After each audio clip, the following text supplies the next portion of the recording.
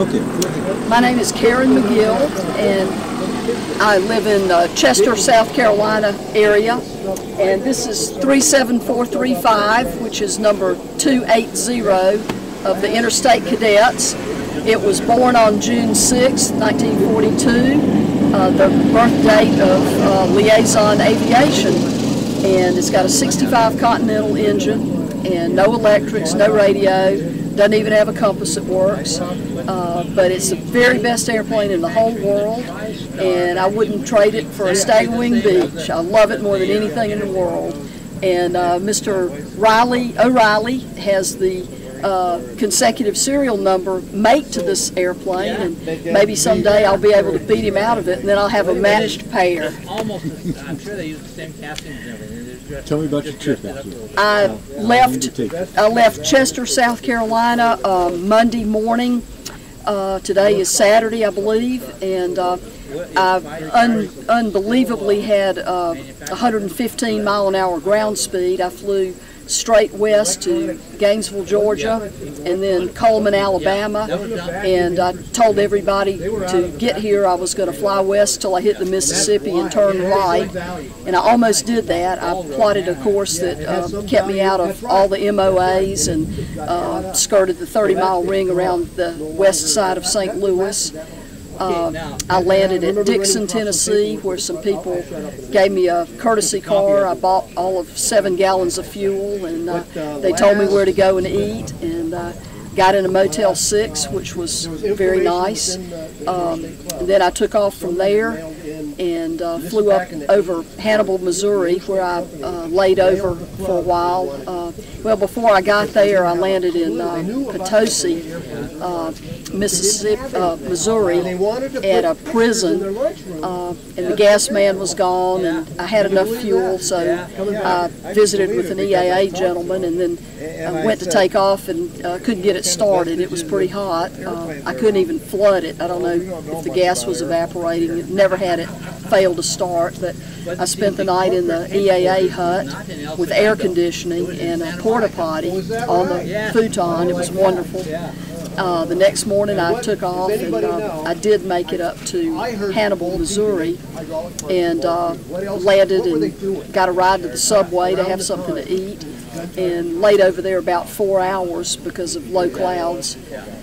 And when I left Hannibal, I came up to Keokuk, Iowa, where Greg Gobble runs a great FBO. A former dead friend of mine, Irv Linder, used to run the place, and Irv and his wife are both dead. Irv was an instructor in World War II, and his wife Irene was a WASP who flew Bell Air Cobras up to Alaska to ship to Russia.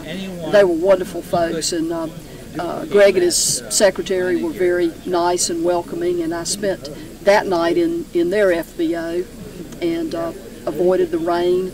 Came in the following day and was able to land in the poor, beat-up runway. I hate to see a runway full of ruts, but I'm glad it's not my runway. They had to come and roll it. We've had tremendous rain, and last night I was in a tent at midnight, sitting up in a thunderstorm until I started getting wet, and went in and slept on the concrete floor in the hangar, laying on a sleeping bag, and it was the best night's sleep I've had in a long time. So it's been a very eventful trip. I've probably flown about 13 hours.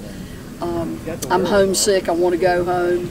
I want high ceilings to go home. I'm tired of skirting 800 broken and 1,400 broken. I want to get up away from those towers. And, it's been an experience of a lifetime. It really has. It's been enjoyable, mainly because of the great people that have taken such good care of me.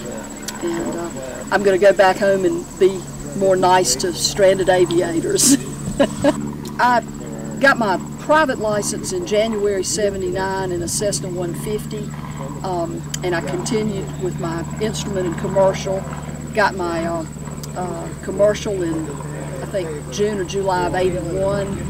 Was out of money, was sick of flying, didn't want to do teardrop entries to holding patterns, never knew where I was, but I didn't want to quit till I finished. So when I finished, I'd had enough. I quit flying for 6 years, and I didn't miss it a bit. My boyfriend had bought a Stinson 108, and I didn't care a thing about it. I wanted a 172. But we went up to Rhinebeck, and I rode in a 29 New Standard down the Hudson River about 70 miles an hour and totally fell in love. And I said, when I get home, I want to fly Frank, the Stinson.